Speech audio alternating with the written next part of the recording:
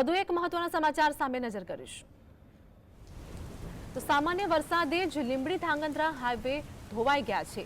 સામાન્ય વરસાદમાં જ અનેક હાઈવે ધોવાઈ ગયા છે અને આ સાથે જ વાત કરીએ કે હાઈવે પર 5 થી 7 ફૂટના ખાડા પડી ગયા છે।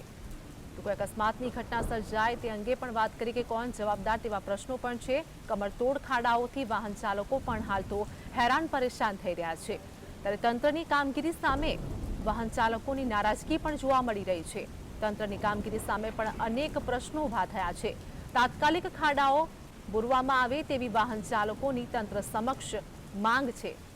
તો સામાન્ય વરસાદે જ લીંબડી ધાંગધ્રા હાઈવે પણ ધોવાયા હતા અને આ સાથે જ અનેક વાહન ચાલકોને પણ હાલ તો હાલાકી વેઠવાનો વારો આવ્યો છે। હાઈવે પર 5 થી 7 ફૂટના ખાડા પડ્યા છે। ત્યારે કોઈ પણ ઘટના સર્જાય તો તેનું જવાબદાર કોણ તેવા પણ અનેક પ્રશ્નો છે। કમરતોડ ખાડાઓથી વાહન ચાલકો પણ હેરાન પરેશાન થઈ રહ્યા છે। ત્યારે સામાન્ય વરસાદમાં જ આવી અનેકો ઘટના પણ સામે આવી છે। તંત્રની કામગીરી સામે પણ વાહન ચાલકોની એક તરફ નારાજગી તો તંત્રની કામગીરી સામે પણ પ્રશ્નો ઊભા થઈ રહ્યા છે। તાત્કાલિક ખાડાઓ પૂરવામાં આવે તેવી વાહન ચાલકો દ્વારા હાલ તો માંગ કરવામાં આવી રહી છે। તો સામાન્ય વરસાદમાં જ જે પ્રમાણે અનેક ઘટનાઓ સર્જાય છે। લીંબડી ધાંગધ્રા હાઈવે પણ ધોવાયા હોય તેવું પણ સામે આવ્યું છે।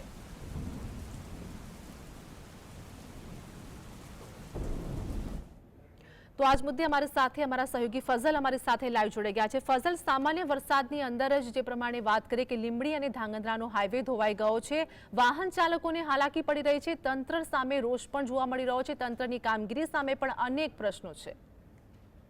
ખાસ કરીને જો ચોક્કસથી વાત કરવામાં આવે તો સુરેન્દ્રનગરમાં જે સામાન્ય વરસાદ પડ્યો છે, અત્યાર સુધીમાં માત્ર 2 ઇંચ જેટલો વરસાદ પડ્યો છે। ત્યાં સુરેન્દ્રનગરનો જે લીંબડીથી ધાંગધ્રાનો મુખ્ય જે હાઈવે છે તે ધોવાઈ ગયો છે।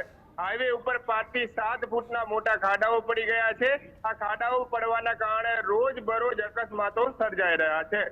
ત્યારે સુરેન્દ્રનગરમાં જાણે હવે ખાડાનું સામ્રાજ્ય હોય અને ખાડાનું રાજ હોય તે પ્રકારનો બનાવ છે તે વધુ એક વખત ઉજાગર થયો છે। ત્યારે ઉલ્લેખનીય છે કે લીંબડીથી ધાંગધ્રાને જોડતો 90 કિલોમીટરનો હાઈવે છે। હાઈવે ઉપર 5 થી 7 ફૂટના મોટા ખાડાઓ પડી ગયા છે। આ ખાડાઓ પડવાના કારણે વાહન ચાલકો પરેશાન છે।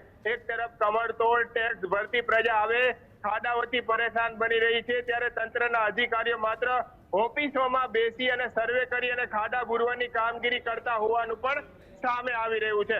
ઉલ્લેખનીય છે કે આ ખાડાઓ તાત્કાલિક પૂરવામાં આવે, કારણ કે આ જીવલેણ ખાડાઓ સાબિત થઈ રહ્યા છે। અનેક આ ખાડાઓના કારણે અકસ્માતો સર્જાઈ રહ્યા છે, અનેક વાહન ચાલકોના જીવ પણ જઈ રહ્યા છે। ત્યારે લીંબડી ધાંગધ્રા અમદાવાદની હાઈવેની જો વાત કરવામાં આવે તો આ હાઈવે ઉપર અત્યાર સુધીમાં 5 જેટલા અકસ્માત છેલ્લી 24 કલાકમાં સર્જાઈ ગયા છે। નાના મોટા અકસ્માતમાં 7 થી વધુ લોકોને ઈજાઓ પહોંચી હોવાનું પણ સામે આવ્યું છે। આ જ મુદ્દે હાલમાં તંત્ર પાસે સ્થાનિક લોકો અને વાહન ચાલકો એવી માંગણી કરી રહ્યા છે કે આ ખાડાઓ પૂરવામાં આવે અને તાત્કાલિક જે કામગીરી છે તે કરવામાં આવે। ધાંગધ્રાથી લીંબડી સુધી જોડતો જે હાઈવે છે તે અત્યંત બિસ્માર હાલતમાં બની ચૂક્યો છે। કમરતોડ ખાડાઓથી સ્થાનિક લોકો તો પરેશાન છે, પરંતુ હવે વાહન ચાલકો પણ પરેશાન બની રહ્યા છે અને અકસ્માતોની સંખ્યામાં છે તે વધારો થઈ રહ્યો છે। જી ફઝલ, જે પ્રમાણે વાત કરીએ કે ફક્ત વાત સુરેન્દ્રનગરની નથી, કેમ કે રાજ્યમાં દરેક જગ્યા પર વાત કરીએ કે ભ્રષ્ટાચારના ખાડા જોવા મળી રહ્યા છે। જનતા ટેક્સ ભરી રહી છે, છતાં પણ કામગીરી કંઈ પણ દેખાતી નથી, એટલે કે જોવા મળી રહ્યું છે કે ક્યાંક ને ક્યાંક ભ્રષ્ટાચાર થયો હોય તેવું પણ સામે આવ્યું છે।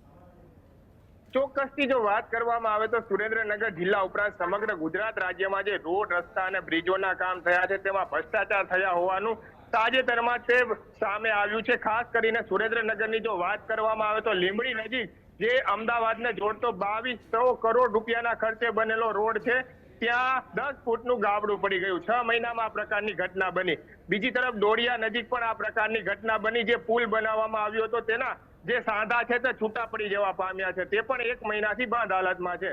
ત્યારે બીજી તરફ સાયલા નજીક પણ જે નવો બનાવવામાં આવેલો પુલ છે તેનો ભાગ પણ 10 ફૂટ જેટલો બેસી ગયો છે। એટલે જે હાઈવેના જે કામો થઈ રહ્યા છે, રોડ રસ્તાના કામો થઈ રહ્યા છે, લાગતા ઓળખતાઓને કોન્ટ્રાક્ટો આપી દેવામાં આવતા હોય છે, જેને લઈને જે બાંધકામની ગુણવત્તા હોય તે જળવાતી નથી અને નબળી ગુણવત્તાની કામગીરી સામે આવતી હોય છે। પરંતુ આટલા બધા પુરાવા લાયક બનાવો સામે આવ્યા છતાં હજુ સુધી તંત્ર દ્વારા કોઈ કોન્ટ્રાક્ટર ઉપર ફરિયાદ દાખલ નથી કરવામાં આવી, કોઈ પગલા ભરવામાં નથી આવ્યા। માત્ર કાગળ કાગળ ઉપર આ બાબતની વાતો કરવામાં આવી રહી છે, ત્યારે હવે આ નબળી ગુણવત્તાના જે કોન્ટ્રાક્ટરો દ્વારા રોડ રસ્તાના નિર્માણ કરવામાં આવ્યા છે તેમની સામે પગલા ભરવામાં આવે તેવી પણ લોક માંગ છે। કોન્ટ્રાક્ટરો બચી જતા હોય છે અને અધિકારીઓ કાગળ ઉપર કામગીરી દેખાડી દેતા હોય છે, પરંતુ હવે આ બાબતે બંધ બેસતો પુરાવો તંત્ર દ્વારા પણ નક્કર કામગીરી કરી અને બેસાડવામાં આવે તે પણ હવે જરૂરી છે, કારણ કે કોન્ટ્રાક્ટરો દ્વારા નબળી ગુણવત્તાના જે કામો થયા છે જેનું પરિણામ હાલમાં સુરેન્દ્રનગર જિલ્લાની જનતા ભોગવી રહી છે।